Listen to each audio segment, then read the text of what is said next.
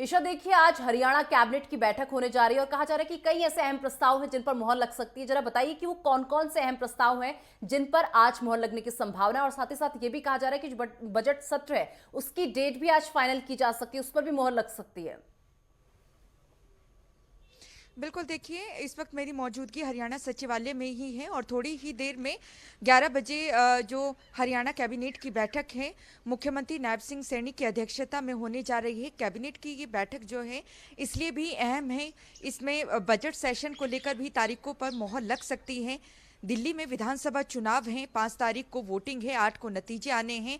उसके बाद ही माना जा रहा है कि फरवरी के दूसरे सप्ताह में हरियाणा सरकार अपना बजट सत्र बुला सकती है। और नायब सिंह सैनी सरकार की अगर बात करें, सत्ता में भारतीय जनता पार्टी हरियाणा में तीसरी बार काबिज हुई है और हरियाणा के इतिहास में पहली ऐसी पार्टी है बीजेपी जो लगातार तीसरी बार जीती है।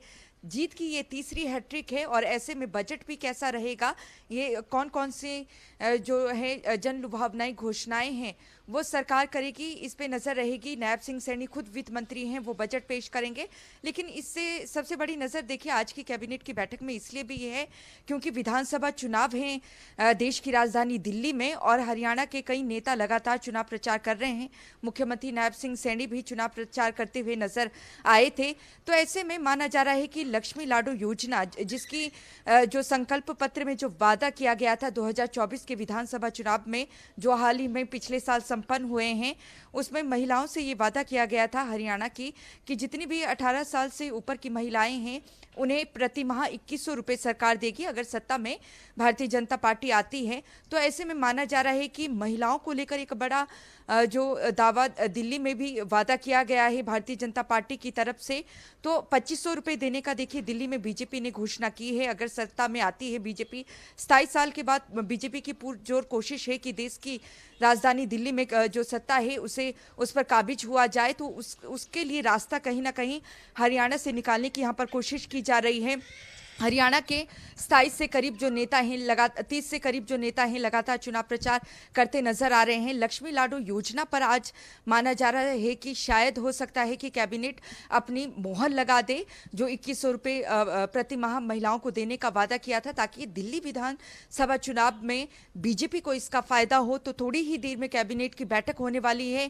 कैबिनेट की बैठक में और क्या कुछ निर्णय लिए जाते हैं ये देखने वाले होंगे। निकाय चुनाव की अगर बात करें, हरियाणा में निकाय चुनाव भी होने हैं।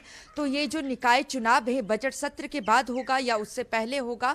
हालांकि ये जरूर माना जा रहा है कि दिल्ली विधानसभा चुनाव के बाद ही हरियाणा के निकाय चुनाव होंगे। क्या उनकी तारीखों पर भी मोहर लगेगी ये तो कैबिनेट की बैठक के बाद पता चल पाएगा। लेकिन कयास जो दो चीजों को लेकर है, एक है बजट सत्र की तारीख को लेकर, उसमें मोहर लग सकती है।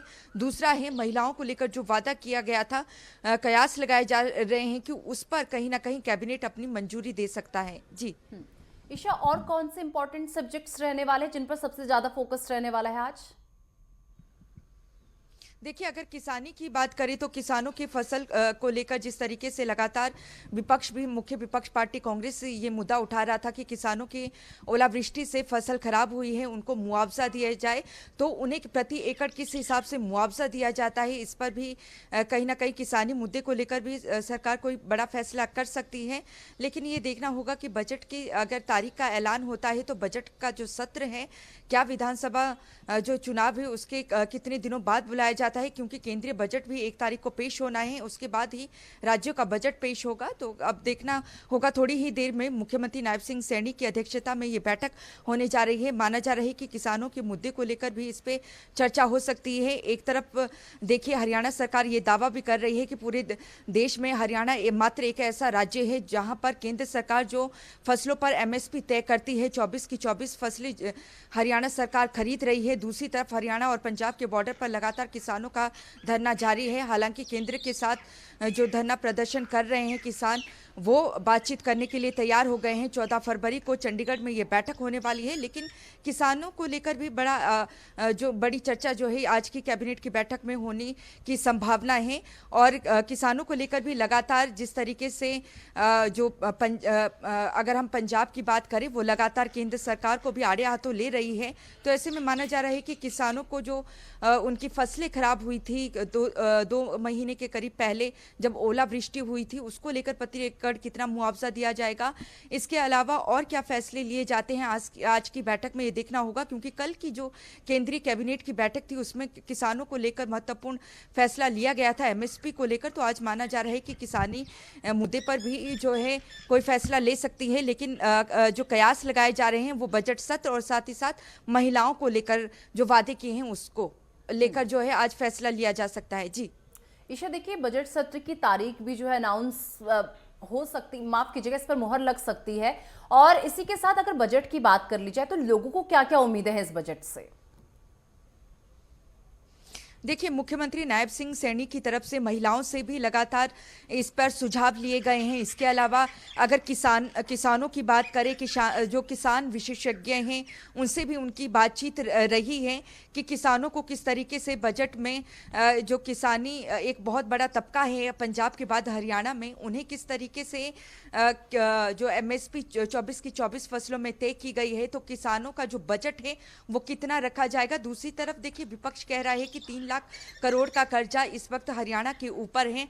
सरकार कह रही है कि प्रति व्यक्ति आय में बढ़ोतरी हुई है, लेकिन जो 75% हरियाणा की जनता है वो बीपीएल श्रेणी में आ चुकी है। तो ऐसे में हरियाणा सरकार किस तरीके से दम भर रही है कि हरियाणा की जो स्थिति है वो अच्छी है। लेकिन बजट में लगातार सुझाव लिए जा रहे हैं, चाहे महिलाओं की बात करें, किसानों की बात करें, अगर हम उद्योगों की बात करें, युवाओं को किस तरीके से रोजगार दिया जाना है इसकी बात करें, सभी को लेकर कहीं ना कहीं जो मुख्यमंत्री हैं लगातार सुझाव बैठकों के जरिए ले रहे हैं।